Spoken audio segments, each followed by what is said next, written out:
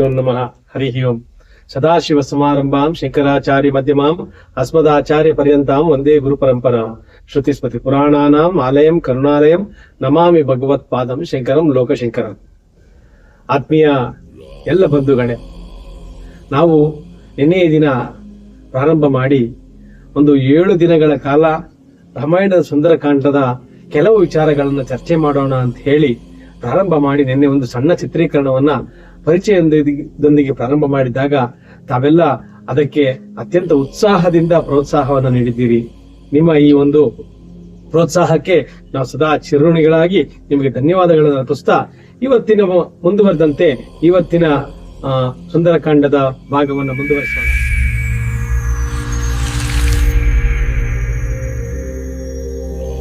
ಯಾವ ಮಹೇಂದ್ರಗಿರಿಯ ಮೇಲೆ ನಿಂತಹ ಹನುಮ ಜಾಂಬವಂತನು ಅವನನ್ನು ಪ್ರೇರೇಪಣೆ ನೀಡಿ ಅವನ ಶಕ್ತಿಯನ್ನ ಅವನಿಗೆ ಜ್ಞಾಪಕ ಬರುವಂತೆ ಮಾಡಿದ.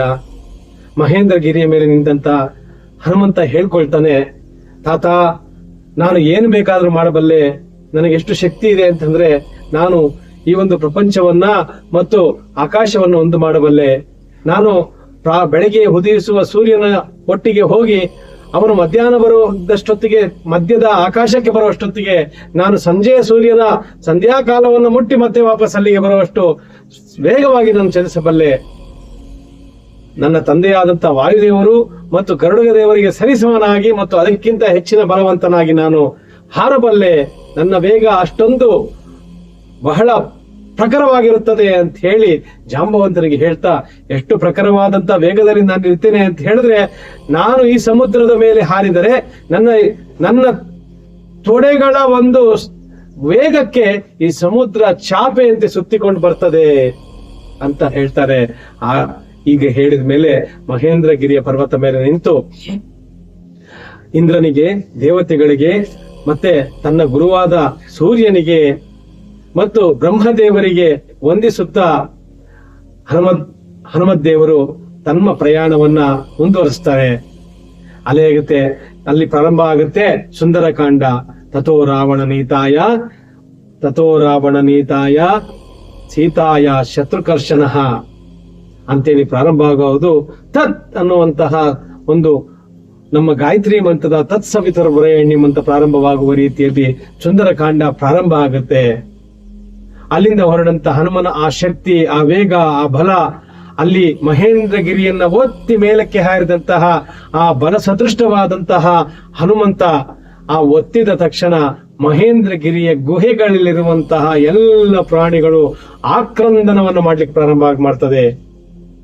ಮಹೇಂದ್ರಗಿರಿಯ ಒಳಗೆ ಗುಹೆಗಳಲ್ಲಿರುವಂತಹ ವಿಷ ಸರ್ಪಗಳು ತಮ್ಮ ವಿಷವನ್ನ ಹೊರಗೆ ಕಾರ್ತಾ ಆ ವಿಷದ ಸರ್ಪಗಳು ತಮ್ಮ ತಲೆಗಳನ್ನ ಬಂಡೆಗಳಿಗೆ ಬಡಿದು ಅಲ್ಲಿ ಅಗ್ನಿ ಬರುವಂತೆ ಮಾಡ್ತಾರೆ. ಆ ಅಗ್ನಿಯ ಬಿಸಿಗೆ ಆ ಬೆಟ್ಟದ ಮಹೇಂದ್ರಗಿರಿಯ ಬಂಡೆಗಳೆಲ್ಲ ಚಲ್ಲಾಪಿಲ್ಲಿ ಆಗುತ್ತದೆ. ಅಲ್ಲೇ ಚಾರಣರಾಗಿರತಕ್ಕಂತ ಯಕ್ಷರು, ಗಂಧರ್ವರು ಎಲ್ಲರೂ ಸಹ ಅಲ್ಲಿ ಸ್ವರ್ಣ ಪಾತ್ರೆಗಳಲ್ಲಿ ಮಾಡ್ತಾ ಇರುವಂತಹ ಭೋಜನವನ್ನು ಬಿಟ್ಟು ತಮ್ಮ ಪತ್ನಿಯರೊಂದಿಗೆ ಆಕಾಶಕ್ಕೆ ಏರಿ ನೋಡ್ತಾರೆ. ಮಹೇಂದ್ರಗಿರಿಯ ಮೇಲೆ ನಿಂತಿರುವಂತಹ ಹನುಮಂತ ಗೂಳಿಯ ರಾಜನಂತೆ ಕಾಣ್ತಾನೆ. ಅಲ್ಲಿಂದ ಹನುಮಂತ ವೇಗವಾಗಿ ಒತ್ತಿ ಅಲ್ಲಿಂದ ಮೇಲಕ್ಕೆ ಹಾರಿದ ತಕ್ಷಣ ಅವನ ಜೊತೆಯಲ್ಲಿ ಸಾಕಷ್ಟು ಮರ, ಗಿಡ, ಗಂಟೆಗಳು ಸಹ ಅವನ ವೇಗಕ್ಕೆ ಹಿಂದೆಯೇ ಹೋಗ್ತದೆ. ಯಾವುದೇ ಒಂದು ನಾವು ರಾಕೆಟ್ ಅನ್ನು ಹಾರಿಸಿದಾಗ ಹಿಂದ್ಗಡೆ ಬರುವಂತಹ ಜ್ವಾಲೆ ರೀತಿಯಲ್ಲಿ ಹನುಮಂತನ ಪ್ರಜ್ವಾಲೆ ಆ ಮರ ಗಿಡಗಳ ತರದಲ್ಲಿ ಸಾಕಷ್ಟು ದೂರದವರೆಗೆ ಹಾರಿ ಮತ್ತೆ ಕೆಳಗೆ ಬೀಳ್ತವೆ.